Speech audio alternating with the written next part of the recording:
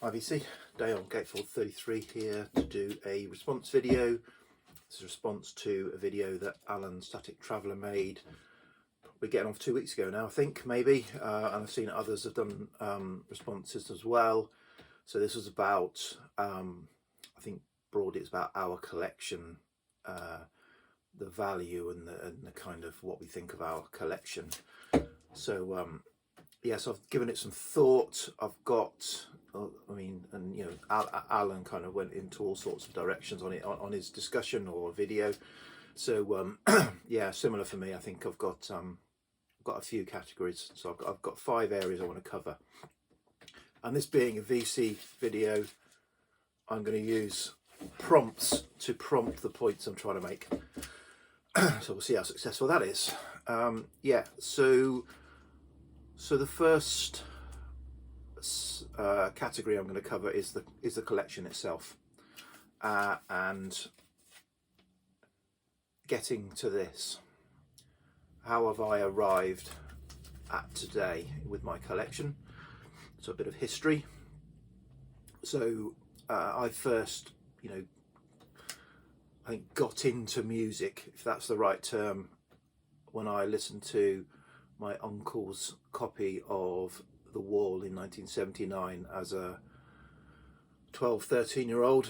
That's what started me on my musical journey, and sort of got me into proper music, if you like, and I've been into music ever since.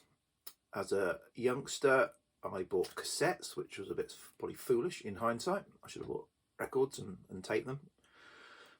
So yeah, so they're long gone, chewed up, demagnetized, whatever. Late 80s, I was fairly early adopter of the CD player. In about 87, I bought a new hi-fi and happened to buy the CD player as well. So that from 87 through, well, I still buy CDs now, but that was my primary music media for years. And I had some records, but not many, if I'm honest. And then for some reason, and I can't quite remember the reason. It might have been that I was reading some articles. I've always had music magazines to say music's always been one of my hobbies, not necessarily my primary hobby, but one of my hobbies. My primary hobby now. And you know, I have yeah, I must have been reading an article that you know, was about a record and it wasn't available, sort of CD or digital, and it was available vinyl, and that got me thinking about, oh, hang on, there's things that are available, you know, other things that are available. So I decided to buy myself a turntable. So Christmas 2011, I bought my first turntable since having a record player, you know, years and years ago, and added that to my hi-fi system. So up until that point, it was an amp, a CD player, and speakers. Added a turntable. Christmas 2011. Went to the January 2012 Winchester Record Fair and kind of said something ridiculous like, "Oh, I'm getting back into records. Can you recommend anything?" And I think the person, apart from going, "Come with me, young man, I will fill your bag with records." Apart from saying that, he probably thought, well, "What do you like?" "Oh yeah, what music do I like?" That's a good starting point, isn't it? And so I've gone from one of those black carry handle boxes of records with 20 or 30 records that was up in the loft in 2011 to 2,500 albums, 600-700 singles. So 3,000. I've got 3,000 records now. I've done that in around 10 years. So I'm not someone who's built their collection up from the age of 15 through to 30 or 40 years of gradually building. I've gone from 0 to 60 in 3.7 seconds on this, which does have its consequences, which I'll probably get onto a bit later in this video. This is going to be a long one, by the way. Apologies for that, but yeah, it's kind of, it does sprawl. It's a bit interesting and revealing. So that's where I am now, and what does that mean as far as the collection's concerned? Well, my collection is restricted to the small bedroom in the house, and I have been quite creative in using pretty much every inch of this house. There is a risk, I feel, with that one morning I'll get up and the contents of the small bedroom will be through the roof in the kitchen below, but let's hope not. So I am continually and continuously in search of space, and that means I have to purge, take stuff out to create space to put stuff in, and I've done that a number of times. And the collection itself, I probably should have said initially, a lot of it came from car boot sales 10 years ago. So, you know, a lot of the staples, getting your kind of, I don't know, Michael Jackson Thrillers or your Fleetwood Mac Rumours and things like that into the collection, things that are kind of, you know, must-haves in collections. That a lot of that came from car boot sales, so I haven't spent a fortune. So probably in the first few years, car boot sale was way, you know, was 2/3, 3/4 of my collection.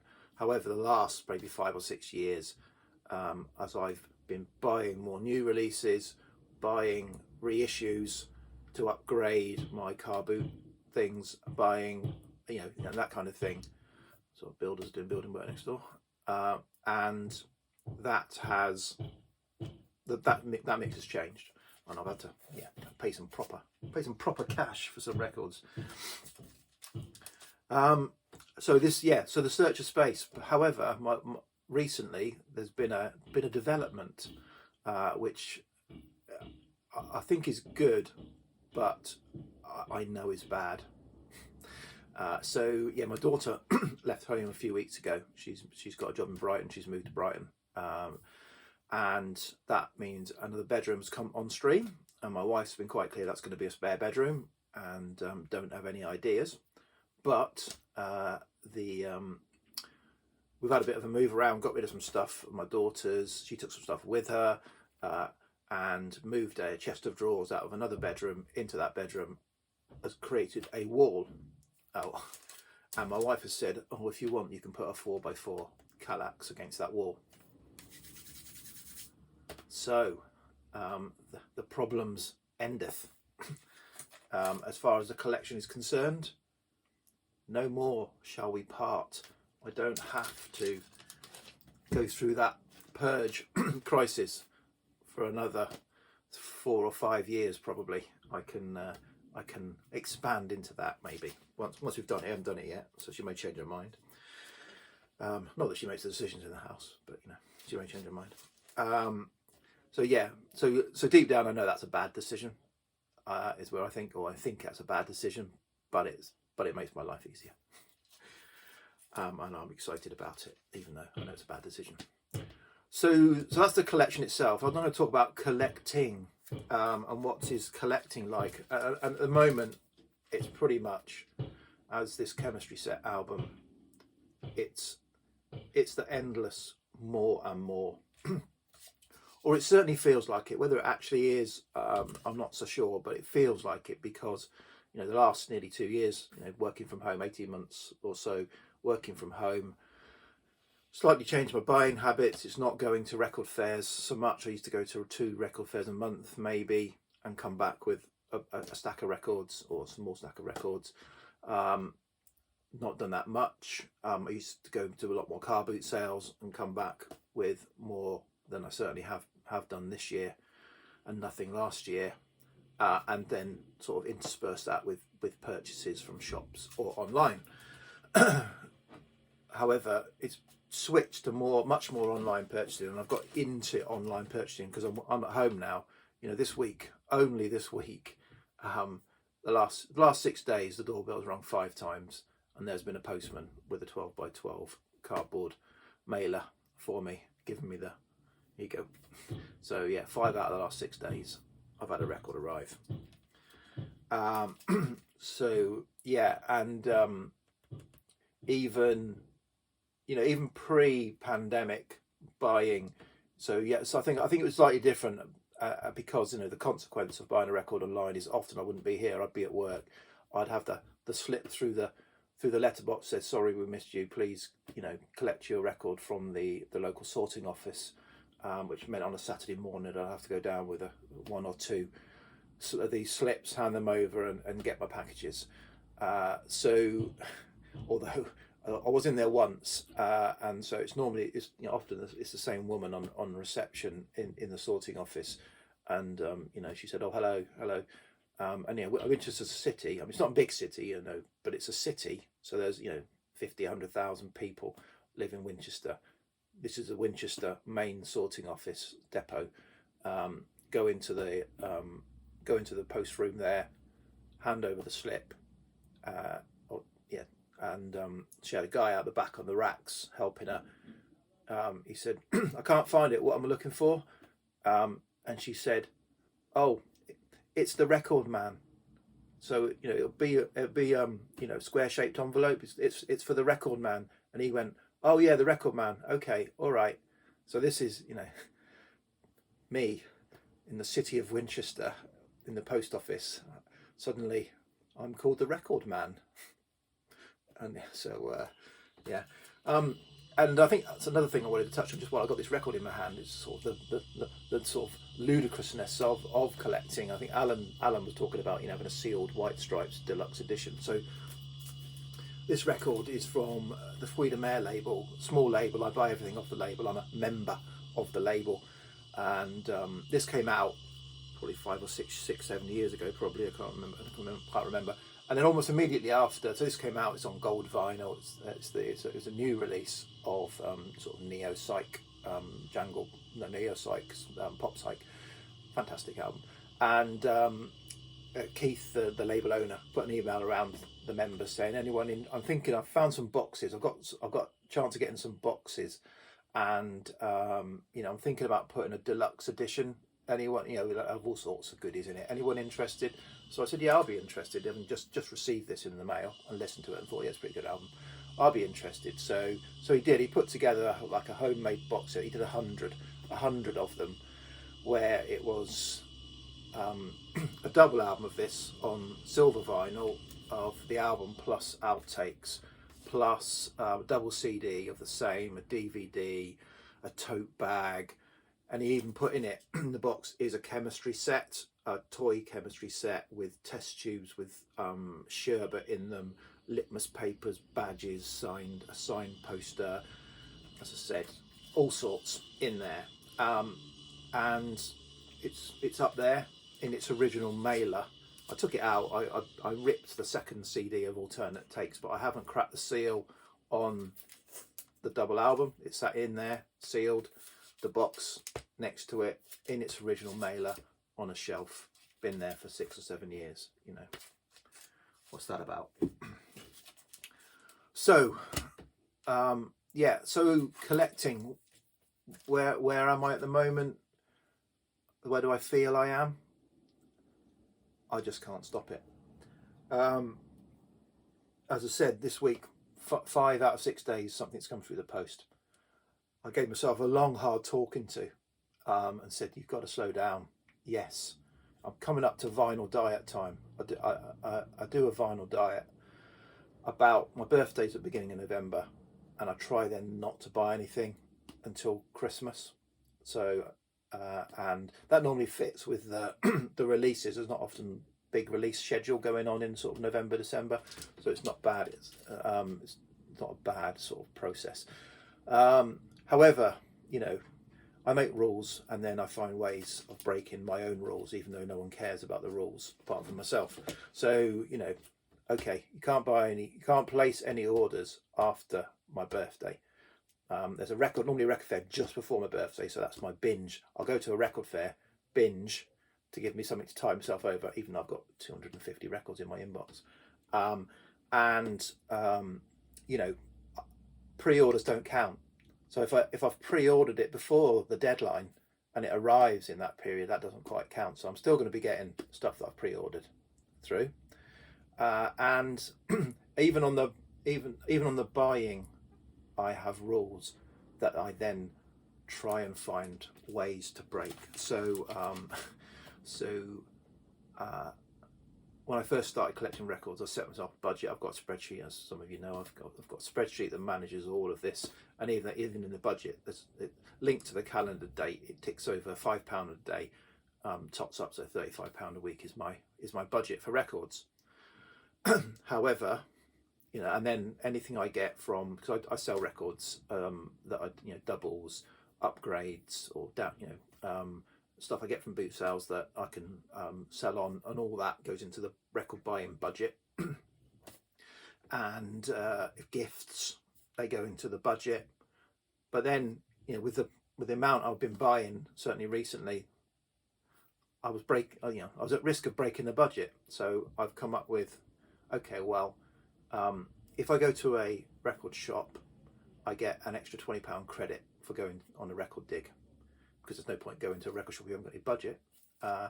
If I go to a record fair, I get a £20 bonus per record fair. And then lockdown, I wasn't paying a lot of money. I wasn't paying the normal huge amount of money I pay for commuting into London on the train. So obviously, we can use that to sort of draw down your mortgage a bit more, Dale, and put some financial stability in your life, can't you? Of course I can. But what I could also do is say, well, £25 a week that I'm not, I can use £25 a week of that to top up for my lockdown budget, and so it goes on. Basically, I can't stop it, and I'm carrying on buying at a pace. But what does that mean? Well, I think this is probably to me, it's probably the most important points or poignant points in this video. I no longer get, I don't think, that joy of a toy. So when I was very young, I was into, as a child, I loved toy cars, and my grandmother would come about once a month to visit our house, maybe once every 2 or 3 weeks to visit our house, and she would always bring me a Matchbox toy car in the cardboard box. And even now, so I can sense the joy that brought me, the excitement, and that car would then be the pride of place in the cars for the next 3 or 4 weeks. And the joy of, what colour is it? Does it have opening doors? Does it have an opening bonnet or whatever? And even as a youngster buying records, you wouldn't buy that many. You'd save up your pocket money or your Saturday job money, and you'd get a record and you'd play it, and you'd read the cover, the liner notes, you'd read the lyrics, you'd understand everything about it until the next one came along. But certainly, like I've described about how my collections come about, I find it's a case of get record in, play it once or twice, rip the download into my iTunes library. Right now I've got to rate each of the tracks, so I'll play it again, and this time on the second or third listen, I'll actually decide whether the individual tracks themselves are 4 stars or 5 stars or 3 stars, and then I'll rate the album. Is it a 3-star, 4-star, 5-star album? Which all kind of goes into then my crazy world of how I choose things and rate things and rank things. But I don't think I think the pace that I am getting the records means I don't fully get the joy. I'm not getting the level of joy that I could from it, because it's been shelved for the next thing to get joy from, and I know that, and I realise that, and what that's also doing. So that's probably something I was going to say a bit later. What that's also doing means that my collection is not equal. So if I was, and I've tried to do these top 100 album lists, top 100 artist lists, and I've always given up, because I have, what do I want to say about this? if I did 100 favourite records now, it would still be dominated by the classics, your Sergeant Pepper's, your Piper at the Gates of Dawn, your all of the classics that are in every list would be in there. Yet I've bought so much different and new stuff that's probably as good, if not better, than those over the years. But because I've not fully absorbed them, to the extent that I have Pink Floyd's The Wall or Sticky Fingers, then they don't register in my brain as being the 72nd best album in my collection, or the 32nd, because they haven't had that level of exposure, or I haven't had that level of exposure to them, which means basically I should stop, absorb this record collection all to the same extent, and then I can truly tell you what is the top 100 albums in my collection. And so I don't know if that makes any sense, but and I kind of, and the more that goes on, the more that's becoming apparent to me, because I'm not playing these records. I don't need to play them because I know them. I can play them obviously if I want to, but I'm not. I think I've commented on someone else's video. I can't remember. Probably the last year I've not played a Led Zeppelin, a Pink Floyd album, hardly, if at all, in the last year or two. Pink Floyd's my favourite band. If you ask me what's your favourite band, I'd say Pink Floyd. But I don't play Pink Floyd albums. I'm playing all this new stuff that I'm getting. So I've got ahead of myself there, so that you may have some of this again. I'm already at 22 minutes, so I better crack on. So the next section is about the so what in all of this. So I'll try and cover this quickly because it's not the cheeriest of topics. So what with all this collection? So I think it's true. Death walks behind you. I'm nearly 55. Time's moving on. Where's this going to go? To our children's children? I don't think so. They don't give a toss. My daughter likes music. She's a singer, musician. She has said to me, she appreciates that I've given her a very diverse musical taste because of all the crap that's coming out of this room. But she thanks me for that, but she's not interested. She doesn't want my record collection. She hasn't. She's got no interest in it, and neither has my son. So it'll need to go. That's probably fact. Time is moving on. As I said, I'm nearly 55. I kid myself. I'm looking forward to my retirement, and I'll have, coming back to what I just said. I'll have time to play these records in my retirement. Although I don't think my wife would be pleased if I said I'm now going to be a full-time record listener. I don't think that's going to be on the cards. The reality is I'll probably spend, I will probably spend my retirement disposing of my record collection so that somebody else doesn't have to. It will come a time, I think, where either I've got to accept, make some plans for it being disposed of because I can't dispose of it, or dispose of it in my retirement. What's the joke about the record collector? I had a nightmare. I just had a nightmare that my wife sold my record collection for what I told her I paid for it. So the best person to dispose of my record collection is me, which is a sobering thought. So I kind of, again, I say I can't separate these categories. So I've already covered some of this, but why do I collect? Because I love music. It is the discovery. It's the thrill of the chase is often as good as the catch. So the car boot sales, the record fairs. So there's something about that, the collecting, the act of collecting. Even online purchases and competing for those 100 limited first press coloured vinyl on a Bandcamp Friday that before anybody else is you know, talking to Bandcamp. You know, I said earlier I must stop buying records. I must stop buying records. I can't remember. Sorry if I repeat myself. Yesterday was Bandcamp Friday, where they waived their fees. By 9:30 in the morning, I bought, having said you've had 5 records through the door, don't buy any more, don't buy any more. I bought 2 albums, a single and a CD online on Bandcamp Friday. So yeah, discovery. It's about the discovery.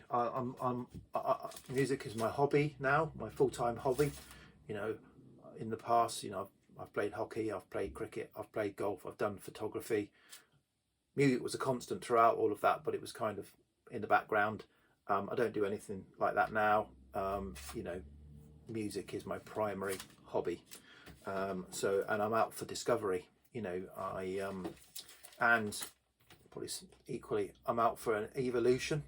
I want my collection to evolve. Stuff I listen to. I've been into different genres have perhaps taken top billing at different times in my collecting, and you know, then they've drifted back. At the moment I'm on a massive kick of hauntology and ambient synth and you know, tape loops type stuff, and jazz is, I'm doing a bit more on jazz. 10 years ago I had no jazz records in my collection.